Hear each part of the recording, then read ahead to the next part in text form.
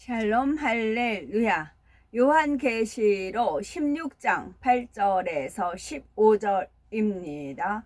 넷째 천사가 그 대접을 해에 쏟음에 해가 권세를 받아 불로 사람들을 태우니 사람들이 크게 태움에 태워진지라. 이 재앙들을 행하는 권세를 가지신 하나님의 이름을 비방하며 또 회개하지 아니하고 주께 영광을 돌리지 아니하더라.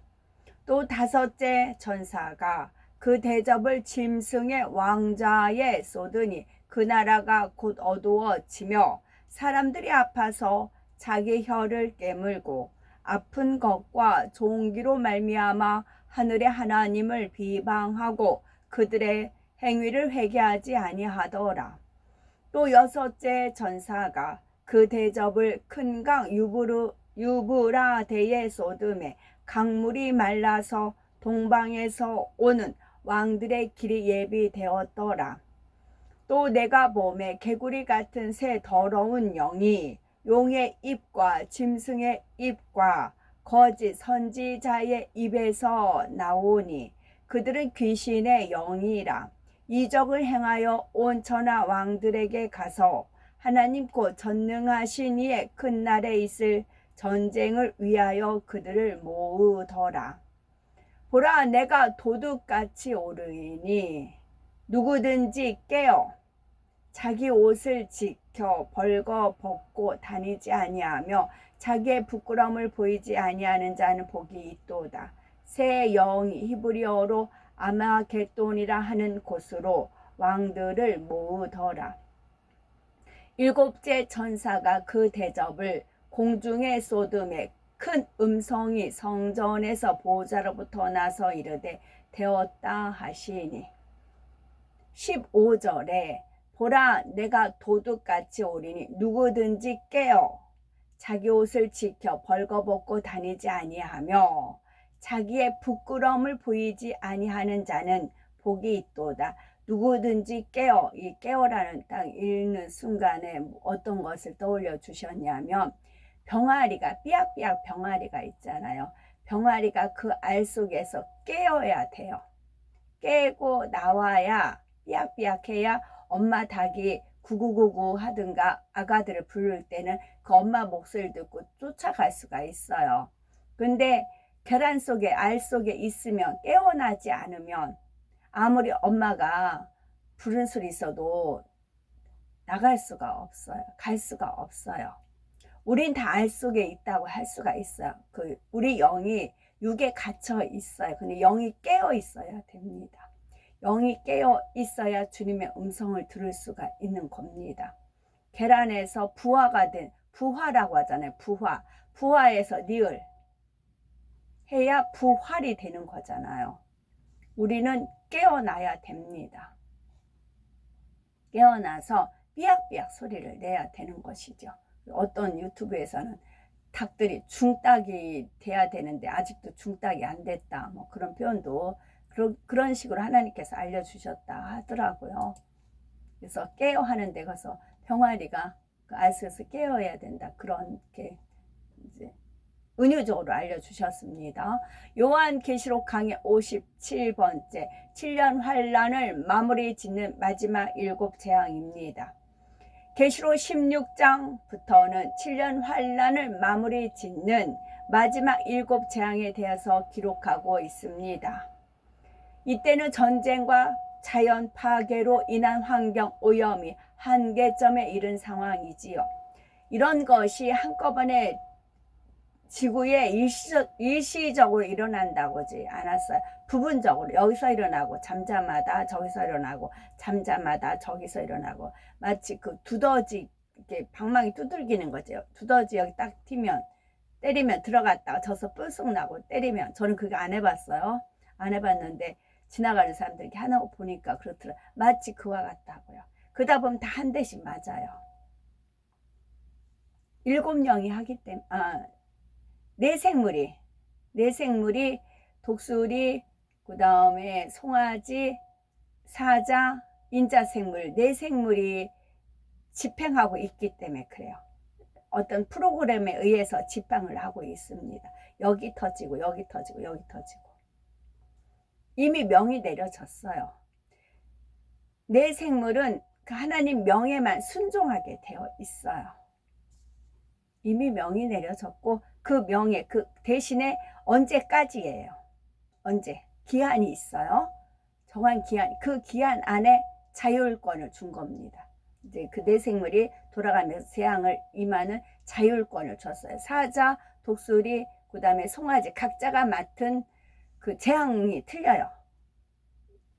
총괄도 인자도 있고요. 그렇기 때문에 그들한테 관할을 줬고 그들은 100% 하나님의 뜻에 순종을 합니다. 그래서 저 같은 경우는 이번에 중국에서 많이 일어나죠. 여기서 일어나고 여기서 일어나고 한 번씩 딱 보면은 이제 어느 정도 그 영으로 그냥 감지만 돼요.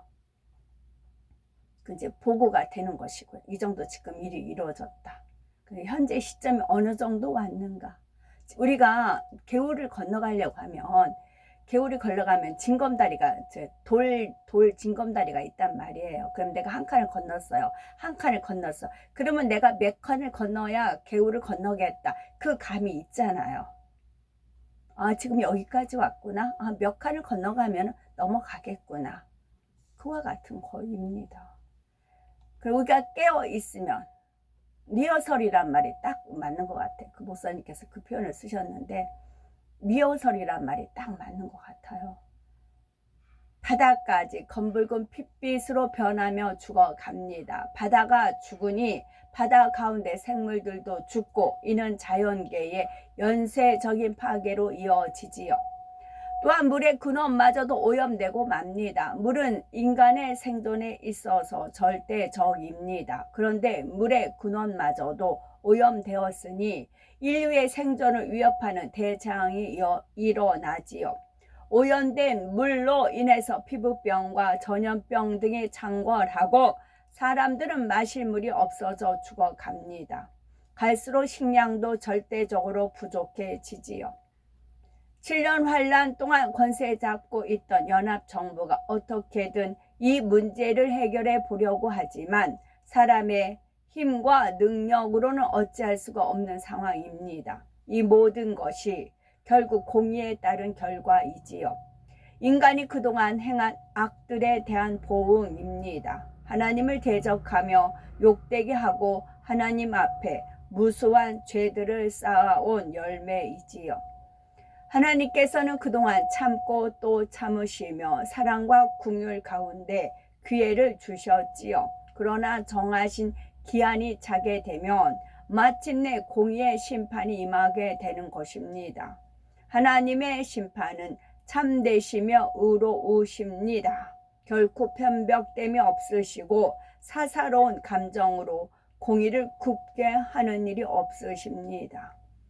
시편 89편 14절에 의와 공의가 주의 보좌의 기초라 인자함과 진실함이 주를 앞서 행하나이다 하시었지요. 하나님의 참되고 공의로우신 심판 앞에서는 모든 진실이 밝히 드러나게 됩니다. 우리는 그날을 두려움이 아닌 소망과 기쁨으로 맞이하여야 되겠지요. 요한계시록 16장 8절에서 9절에 넷째가 그 대접을 해에 쏟음에 해가 권세를 받아 불로 사람들을 태우니 사람들이 크게 태움에 태워진지라. 이 재앙들을 행하는 권세를 가지신 하나님의 이름을 회방하며 또 회개하여 하나님께 영광을 돌리지 아니하더라. 이 부분에 어느 나라였나요? 그 성지 그 이슬람교 성지에 가가지고 뜨거워서 1000명이라는 사람이 죽었다. 그것이 유튜브에 뜬 적이 있어요. 그러면은 해가 권세를 받아 불로 태우니 해가 뜨겁게 내려쬐잖아요. 온도가 70도까지 가서 모래 속에다가 계란을 넣어서 익히는 그런 장면도 있더라고요. 그러면 해가 권세를 받아서 뜨거운 열기로 70도 되니까 사람들이 1000명 정도 그 이슬람 그 성지 갔다가 1000명 정도 죽었다는 그런 것이 있잖아요. 그래서 사람들이 크게 태움에 태워진지라. 이것도 뭐예요? 리허설이요.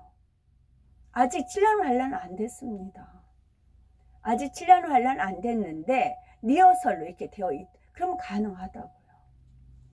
해 소돔에 해가 권세를 받아 불로 사람들을 태우니 사람들이 크게 1000명이라는 숫자가 죽었잖아요. 그런데 이 재앙들을 행하는 권세를 가지신 하나님의 이름을 회방하며 하나님의 이름을 회방을 했잖아요. 또 회개하여 하나님께 주께 영광 돌리지 않았잖아요. 그러면 나머지 사람들은 자기들이 믿는 신이 자기들을 오히려 죽게 했으니까 그러면 다른 신이 있나 보다 하고 하나님께 영광을 돌려야 되는데 영광을 안 돌렸잖아요. 지금 넷째가 그 대접 해외 소돔에 이것도 진짜 우리가 유튜브 상으로 제가 이거 끝나고 찾아서 올릴 수도 있지만 확신은 못합니다. 이것도 리허설이에요. 리허설이라고요. 진짜는 아직 안 일어났다고요. 내생물들이 맛보기로 알려준다고요. 맛보기로 리허설로 알려주는 겁니다. 3차 대전 중에는 핵무기를 비롯하여 엄청난 위력의 무기들이 곳곳에서 터집니다. 그로 인해서 자연이 심하게 파괴되고 기후조차도 크게 변하지요.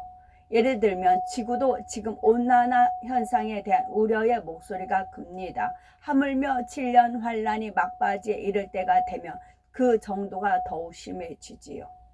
상상을 초월하는 불볕 더위가 찾아오고 극심한 가뭄과 물 부족으로 인해서 사람들은 곳곳에 쓰러져 갑니다. 짐승들도 예외가 아니고 이를 가리켜 사람들이 크게 태움에 태워진다 표현을 하고 있습니다. 저도 요즘 저는 지금 이 세상에 살 수가 없어요 라는 고백을 드려요. 그래서 저를 이제 구차하고 누추하지만 말씀을 드리는 게 저는 이걸로 사인을 받기 때문에 그래요. 저는 엔간에서 1000원 이상 건 잘 못 사요. 배짱이 없어서 그렇고 이제 저쪽 고속버스 터미널 상가 가면 무조건 1000원이거든요. 뭐 머리띠 1000원, 뭐 이어링도 1000원, 다 1000원이에요. 그런 1000원짜리만 사요. 제가 뭐 여러 가지 머리띠 하는 거 갈 때마다 한번 어디 가서 그러니까 속상한 일을 당하면 이제 하여튼 하나님의 영광 가리는 막 그런 속상한 일을 당하잖아요. 그럼 마음이 너무 안 좋죠. 그러면 그냥 몇만 원 갖고 지하 상가 가면 1000원짜리 머리띠 어차피 저는 유튜브 찍어야 되니까 이제 비싼 건 못 삽니다. 정말 1000원짜리만 사요. 1000원짜리만 사서 몇 개 사갖고 이제 오고 이제 그리고 나서 유튜브 찍고 이제 그랬는데요. 지금은 1000원짜리가 없다고요. 2000원, 3000원. 그래서 어저께 갔다가 못 사겠어요. 주님 저는 못 사요. 저는 이거 하나 2000원짜리 살 배짱이 안 돼요.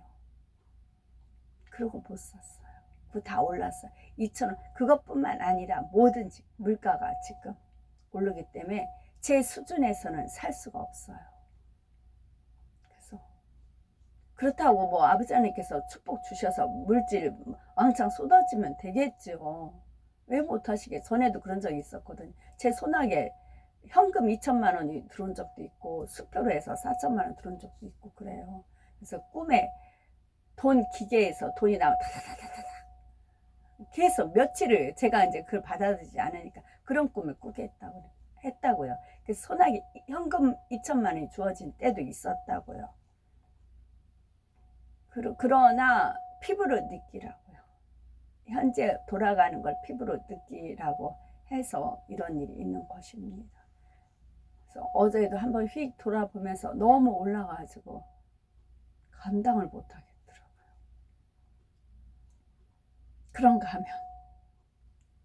그런가 하면 이제 재래시장을 이제 이렇게 오다가 재래시장을 한번 돌려서 올려야 되겠어요.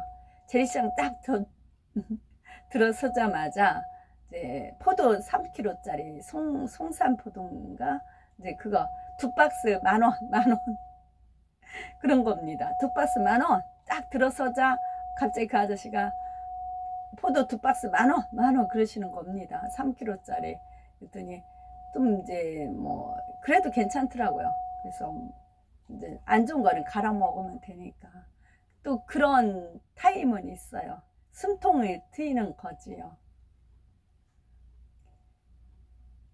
이러한 현상이 일어나는 원인에 대해 천사가 재앙의 대접을 해 쏟았다 했습니다. 이는 곧 태양과 지구 사이의 관계와 질서가 정상적인 상태를 벗어나게 된다는 것을 의미합니다. 즉 해와 지구 사이에 문제가 생기는 것이지요. 지구가 태양으로부터 오는 해로운 광선을 차단하는 능력을 상실하게 되는 것입니다. 그 중에 하나가 바로 오존층의 파괴이지요. 오존층이란 성층권에 퍼져 있는 오존 농도가 높은 대기층을 가리킵니다. 오존의 농도는 고도와 계절과 위도에 따라 달라지나 오존은 대부분 고도 15에서 35km 사이에 존재합니다. 오존은 대기 중에서는 식물과 동물에게 독성이 강한 오염 물질입니다. 하지만 성층권에 있을 때는 지구 생물계의 존속에 없어서는 안 될 중요한 기능을 합니다. 오존은 태양 광선 중에 해가 되는 자외선을 흡수하여 생태계를 보호함과 동시에 태양 에너지를 흡수하여 성층권을 따뜻하게 만듭니다. 이렇게 함으로써 생물이 살아갈 수 있도록 현재의 기후 상태를 유지하는 데 중요한 역할을 하지요. 오존량 1% 감소 시 피부암 발생률은 2% 증가한다고 예측되고 있습니다. 오존량이 3% 감소하게 되면 미국에서만 매년 피부암 발생이 1만 8천여 건 증가할 것으로 전망된다고 하지요. 이러한 오존층의 고갈로 인해 자외선 차단 기능이 감소해 급격히 감소함으로써 지구에 도달하는 자외선 양은 증가시킵니다. 그 결과 피부암의 증가, 피부 노화 촉진, 안질환의 증가, 면역 기능의 저하, 농작물 수확의 감소, 해양 생물의 피해, 지구 환경 오염 증가 등의 엄청난 피해를 유발하지요. 또한 오존층의 파괴는 지구 기온의 상승을 초래하며 습도와 증발량에도 영향을 줍니다. 이로 인해서 사막화가 심해지고 태풍과 홍수의 피해도 커지며 가뭄 피해 등도 증가하게 되지요. 이 모든 것들이 바로 재앙에 담긴 대접을 해에 쏟았을 때 이 땅에서 일어나게 되는 현상들입니다. 이렇게 사람이 살지 못할 환경이 되는 것을 가리켜 사람을 태운다라고 표현을 한 것입니다. 이처럼 극한 상황이 되었을 때도 사람들은 자신의 잘못을 회개하지 않습니다. 오히려 이 모든 것을 회개하기는커녕 하나님을 원망하고 저주하며 이름을 회방하지요. 하나님의 탓으로 돌리는 것을 보게 됩니다. 그러면서 사람들은 자신의 생존을 위해 점점 더 자기 유익만을 구해가게 됩니다. 인간의 지식과 기술을 동원하여 살아남을 방법을 강구하는 것이지요. 그러나 이미 돌이킬 수 있는 한계를 넘었기에 세상은 점점 더 혼란으로 빠져듭니다. 그나마 연합정부로 인해서 유지되던 질서도 파괴되고 연합정부도 점차 기반이 흔들리게 됩니다. 마침내 연합정부의 붕괴 조짐이 보이기 시작하는 것이지요. 연합정부가 강력한 통제력으로 지배해 나갈 때는 그나마 불만 세력들이 잠잠했습니다. 혼란에 빠졌던 사회 질서가 회복되고 식량과 자원 문제 등을 해결받을 수 있었기 때문이지요. 이제는 연합정부가 그러한 것을 책임질 수 있는 상황이 아닙니다. 사회 질서도 다시 무너져 가고 식량이나 식수도 공급받기가 어려워지지요. 저마다 자기 살 길을 찾기에 바빠집니다. 이런 상황에서 각 나라들은 더 이상 연합정부의 통제와 지시를 따르기보다는 자기 생존을 위해서 각자의 살 길을 찾을 수밖에 없는 것입니다.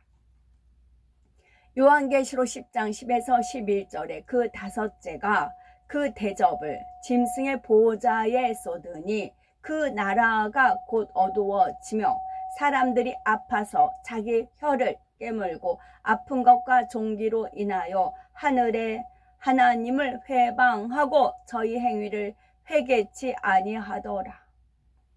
짐승은 7년 환란 동안 전 세계를 장악하는 적그리스도의 세력입니다.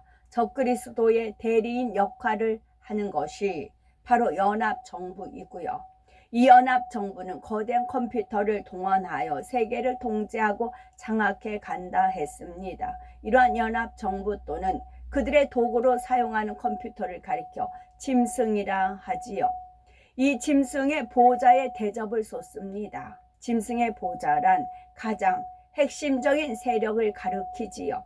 전 세계적인 재앙과 통제할 수 없는 사회적인 혼란이 가중되면서 연합정부의 수뇌부마저도 권세와 힘을 이뤄갑니다.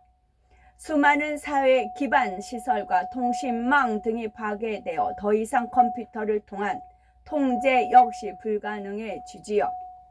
연합정부가 통제하던 세상은 갈수록 혼란스러워집니다. 이것을 가리켜 대접을 짐승의 보호자에 쏟으니 그 나라가 곧 어두워진다라고 한 것이지요.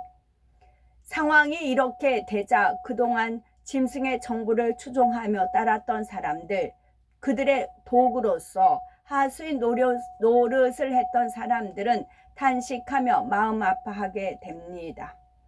자신들의 권세가 사라져 가기 때문이지요. 이런 모습을 가리켜 아파서 자기 혀를 깨문다라고 표현을 하는 것입니다. 종기가 난다는 말에는 육적인 의미에서 실제로 종기와 같은 피부병 등으로 고통받는다는 의미가 있습니다. 이와 함께 영적으로는 연합정부의 추종자들이 자신들의 권세와 힘이 사라지고 삶이 위협받음으로써 이로 인해서 고통받는다는 의미도 있습니다. 종기가 나면 그것이 골마 터지듯이 연합정부가 내부적으로 골마간다는 말입니다. 이런 상황에서도 여전히 적그리스도의 세력들은 하늘을 원망하기만 합니다. 상황이 이렇게 어렵게 된 탓을 하늘로 돌리며 하나님을 더 회방해 나가는 것입니다. 태양이 장렬하게 해서 온도가 70도 그래요. 그러면 뭐예요?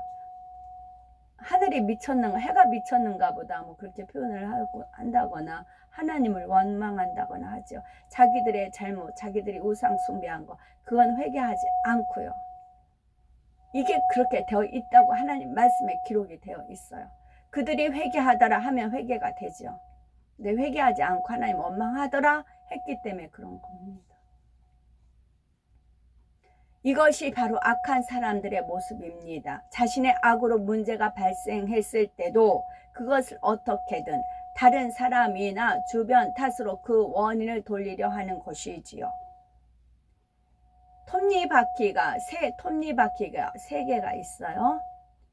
톱니바퀴가 하나가 돌아가면서 하나가 맞춰졌어요.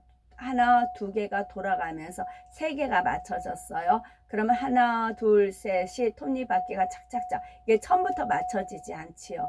하나가 계속 돌아갑니다. 그럼 두 번째가 돌아갑니다. 세 번째가 돌아갑니다. 세 번째가 돌아가면 이게 360, 180, 360 돌아가야 되잖아요. 90, 360. 360이에요. 3 더하기 6은 9예요. 이게 세 개가 착착착 맞물려서 돌아가면 저절로 돌아간다고 착착착착. 그때부터는 자동으로 돌아간다고요. 하나님 말씀이 그때부터는 짝을 이루어서 완전히 아멘으로 끝난다고요. 그 경제력의 배경은 바로 자원, 그 중에서도 석유입니다. 3차 세계대전의 상황에서 결과적으로 연합정부는 중동 지역에 대한 지배력을 장악합니다. 말씀을 부여하신 분이 성부 하나님이세요. 성부 하나님의 말씀을 받아서 이 땅에 와서 구세주의 역할을 하신 분이 주 예수 그리스도이십니다.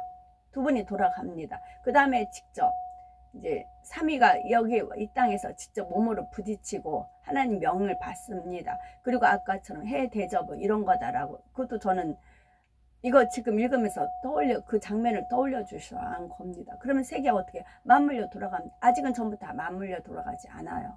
이대에서 톱니바퀴 하나씩 맞춰집니다. 삐그덕삐그덕 하면서 아버지와 주님의 그 톱니바퀴 이제서 하나씩 물려갑니다.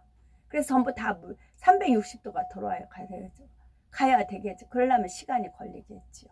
그 톱니바퀴 하나하나 맞춰지는 것을 제가 지금 이 카카오스트를 통해서 하나님께서 주신 대로 지금 저도 깜짝 놀라면서 말씀을 드리는 바이고요. 그 경제력의 배경은 바로 자원, 그중에서도 석유였습니다. 3차 세계대전의 상황에서 결과적으로 연합정부는 중동 지역에 대한 지배력을 장악합니다. 그것은 곧 석유 자원에 대한 지배력이지요. 본문의 대접을 큰 강 유브라 데이에소듬에 강물이 말랐다는 것은 석유 자원이 고갈되어 간다는 의미입니다. 이것이 곧 연합정부가 힘과 권세를 잃게 되는 것을 의미하지요. 극심한 재앙으로 인해서 석유의 수요가 갈수록 늘어나는 상황에 오히려 석유 자원은 바닥을 드러냅니다. 이러한 사실은 곧 전 세계로 알려지고 각 나라들은 석유 확보에 혈안이 되지요. 이전까지는 자원 분배 역시 연합정부가 나서서 처리했지만 지금은 상황이 다릅니다. 석유 자원이 고갈되어 간다는 소식에 각 나라마다 조금이라도 더 석유를 확보하기 위해서 안간힘을 쓰게 되지요. 그나마 남아있는 석유 자원도 이제는 제대로 분배되지 않습니다. 연합정부도 자기들이 먼저 살아야 하기 때문에 자기들과 관련 있는 나라에 우선적으로 석유 자원을 공급하게 되지요. 그러면서 상대적으로 소외받는 지역이 생깁니다. 불만이 쌓이다가 결국 터지기 시작하지요.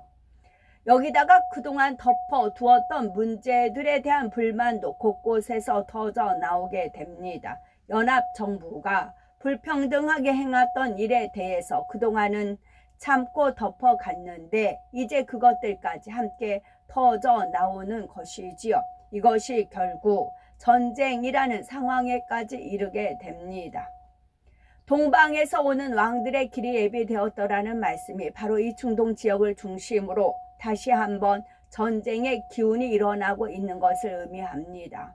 예전에 나름대로 강대국을 이루었던 나라들이 그동안 연합정부에 협조하던 것을 깨고 연합정부에 대항하여 일어나는 것이지요. 자국의 이익을 위해서 조금 남은 석유 자원을 차지하고자 전쟁까지도 불사하게 됩니다. 더 이상 연합정부에 협조하는 것이 아무런 유익이 되지 않는다고 판단했기 때문이지요. 여기에는 이번 기회에 세계의 주도권을 다시 한번 잡아보려는 의도도 담겨 있습니다.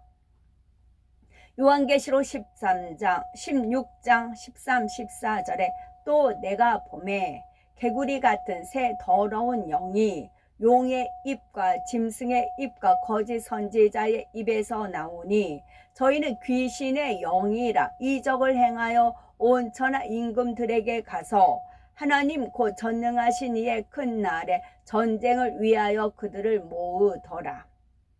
루시퍼의 주관을 받는 더러운 악의 영들이 세상의 혼란을 가중시키고 있습니다.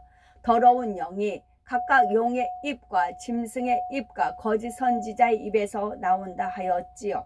용은 악한 영의 세계에서 루시퍼를 대신하여 어둠을 주관해 나가는 실질적인 권세자입니다.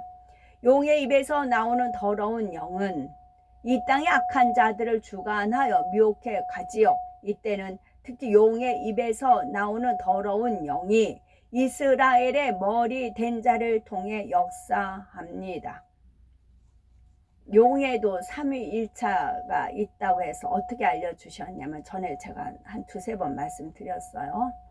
그네들도 이제 대물림 하듯이 김일성이 김정일, 김정은 이렇게 하듯이 여의도 조씨가 용의 권세를 가졌었어요. 그 바톤을 명성 김사만한테 물려줬어요. 김사만이 누구한테? 전 광화문 나오는 거기도 인계를 했어요. 터치. 그게 용의 권세예요. 더러운 영. 다음으로 짐승은 연합 정부를 의미하는데 여기서는 그 우두머리를 가리킵니다. 이것을 단지 영으로만 이렇게 한 게 이제 알려주시지만 영으로만 해서는 말을 못해요. 그건 너 혼자 알고 있는 거잖아. 그러잖아요. 근데 그거를 방송국에서 무슨 방송인가 나왔어요. 그것이 그 터치하는 게. 그 다음에 그래서 만약에 배보자 대심판 때 이제 그 판결이 난단 말이죠. 판결이 딱 나요.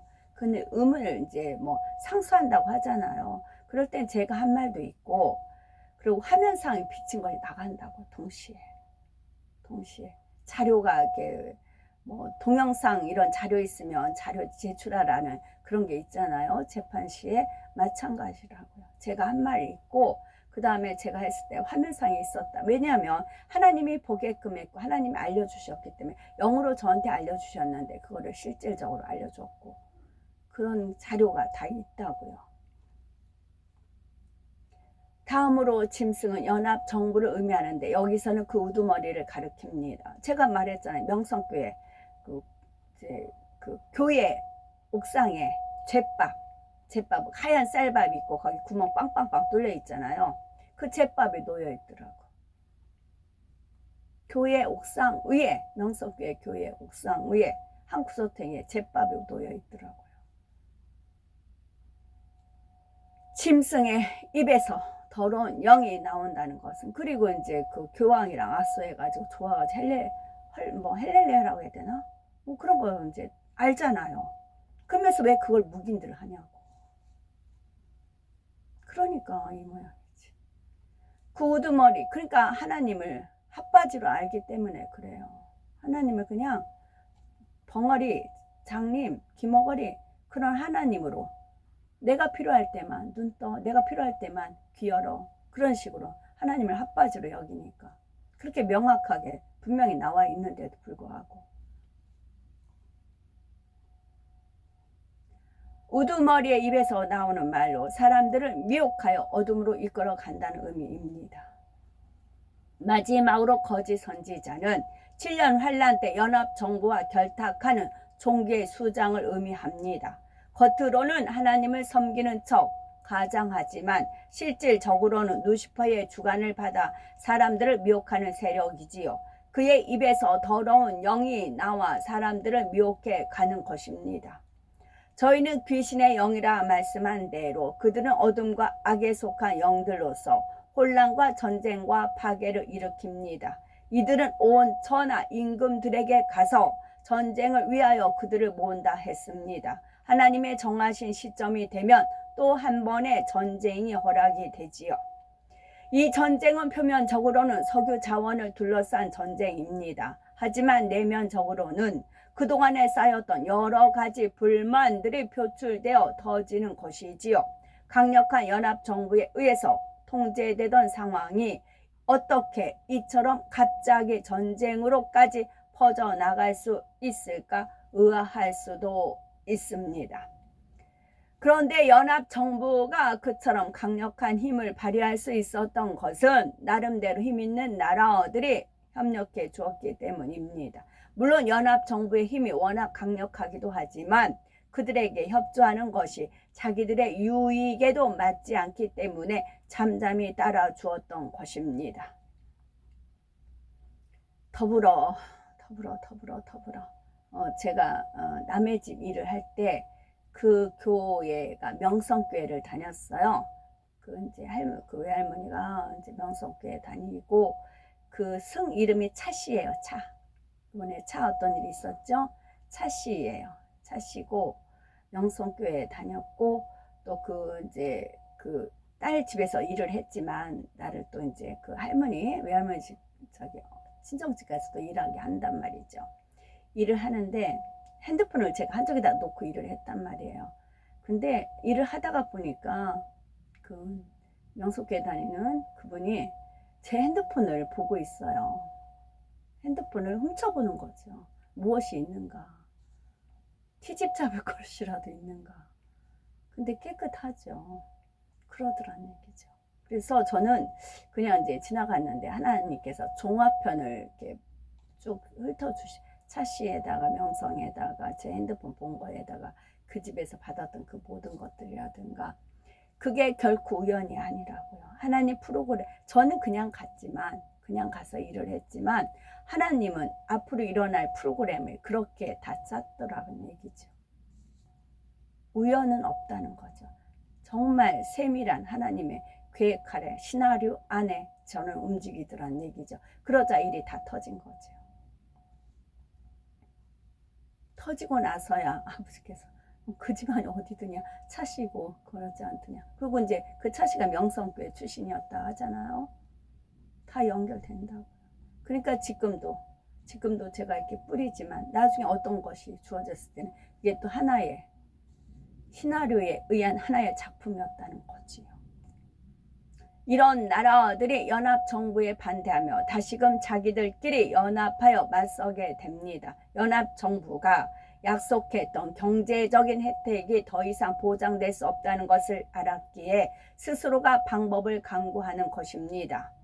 그러면서 이번 기회에 연합정부를 무너뜨리고 자신들이 세계 패권을 잡아보겠다는 야심을 품습니다. 애초에 자기들의 유익을 위해서 뭉쳤던 나라들이기에 다시 자기들의 유익을 위해 흩어지게 됩니다. 이처럼 7년 환란의 막바지에는 전 세계가 다시금 전쟁의 소용돌이에 말려들며 혼란 상황 속에 빠져갑니다. 계시록 16장 15절에 여의도 조씨가 그랬구나. 김한테 이제 내 거를 이어받으라고 그 말까지 했네요. 내 것을 이어받으라고, 다음 타자 이어받으라고 그랬네요. 그 말이 있었네요. 요한계시록 16장 15절에 보라, 내가 도적같이 오리니 누구든지 깨어 자기 옷을 지켜 벌거벗고 다니지 아니하며 자기의 부끄러움을 보이지 아니하는 자는 복이 있도다. 어떠한 사람들이 7년 환란의 고통에 떨어지지 않을 수 있는지 경계해 주시는 말씀입니다. 신부 단장해야 할 것을 말씀하시지요. 신랑 되신 주님을 맞이하여 천국에 들어가기 위해서는 그에 합당한 예복을 입어야 합니다. 벌거벗었다는 것은 신부된 자격을 갖추지 못하고 있다는 뜻입니다. 옷은 사람의 마음을 뜻하는 것으로서 신부된 예복을 입는다는 것은 마음에 할례하여 의를 이룬다는 의미입니다. 마음에 할례하지 않는 사람은 말씀대로 행하지도 않으니 그 마음이 여전히 죄와 악으로 가득한 마음이요 어둠 가운데 살아가게 됩니다. 이것이 곧 영적으로는 벌거벗은 수치를 드러내는 것이지요. 사람이 겉으로 아름답고 화려한 옷을 입었다고 해서 그것이 진정 아름다운 것이 아닙니다. 마음에 할례하지 않으므로 여전히 죄악을 품고 있다면 이는 겉으로 아무리 좋은 옷을 입었다 해도 하나님 편에서 보실 때는 벌거벗은 수치를 드러내놓고 다니는 것과 같지요. 그러므로 우리는 육적인 외모의 아름다움이 아닌 마음의 아름다움을 이루어 의의 옷을 입으셔야 되겠고, 요한계시록 19장 8절에 보면 그에게 허락하사 빛나고 깨끗한 세마포를 입게 하셨은즉 이 세마포는 성도들의 옳은 행실이로다 말씀하셨습니다. 어둠이 조금도 없는 천국에서는 세마포 흰옷을 입게 되는데 이 세마포는 성도들의 옳은 행실이라 하였지요. 천국은 바로 하나님의 말씀대로 행하여 죄로 물든 육의 더러운 옷을 벗어버리고 아름다운 예복인 의의 옷으로서 갈아입은 사람만이 들어갈 수 있는 곳이기 때문입니다. 그러므로 신랑 되신 주님을 맞아서 아름다운 신부로서 천국에 이르기 위해서는 반드시 마음에 할례하여 신부의 예복을 입어야 합니다. 그러려면 영적으로 깨어 있어야 하지요. 마태복음 24장 42에서 44절에 그러므로 깨어 있으라. 어느 날에 너희 주가 임할는지 너희가 알지 못함이니라. 너희도 아는 바니 만일 집주인이 도적이 어느 경점에 올 줄을 알았다면 깨어 있어 그 집을 뚫지 못하게 하였으리라. 이러므로 너희도 예비하고 있으라. 생각지 않은 때에 인자가 오리라 하셨습니다. 깨어 있는 신앙 생활을 하려면 그럼 어떻게 해야 될까요? 신앙 생활에 연륜이 쌓여가면서 가장 주의해야 할 것은 바로 미지근한 신앙입니다. 머리로는 많은 것을 알지만 막상 행함이 따르지 않는 신앙, 그러면서 점점 세상과 타협하며 세상으로 빠져가는 신앙, 이러한 신앙을 경계해야지요. 요한계시록 3장 18절에 보면 이처럼 미지근한 신앙을 가진 사람들을 향해 주님께서 말씀하십니다. 내가 너를 권하노니 내게서 불로 연단한 금을 사서 부유하게 하고 흰옷을 사서 입어 벌거벗은 수치를 보이지 않게 하고 안약을 사서 눈에 발라보게 하라 하시었지요. 이 땅의 금이 아니라 영적인 의미의 금, 곧 변치 않는 믿음을 사야 합니다. 흰옷 곧 거룩한 행실을 이루어야 하지요. 세상 것을 바라보다 멀어버린 눈을 돌이켜 영원한 천국만을 바라볼 수 있는 눈이 되어야 합니다. 혹여 이 말씀에 해당되는 분이 있다면 처음 행위와 처음 사랑을 회복할 수 있어야 할 것입니다. 또한 그렇지 않은 분들이라도 영적인 충만함과 성령의 뜨거운 역사를 체험하는 행복하고 소중한 시간이 되시고, 그래서 주님께서 언제 우리를 데리러 오신다 해도 기쁨과 담대함으로 맞이할 수 있는 우리 모두가 되셔야 되겠습니다. 아멘.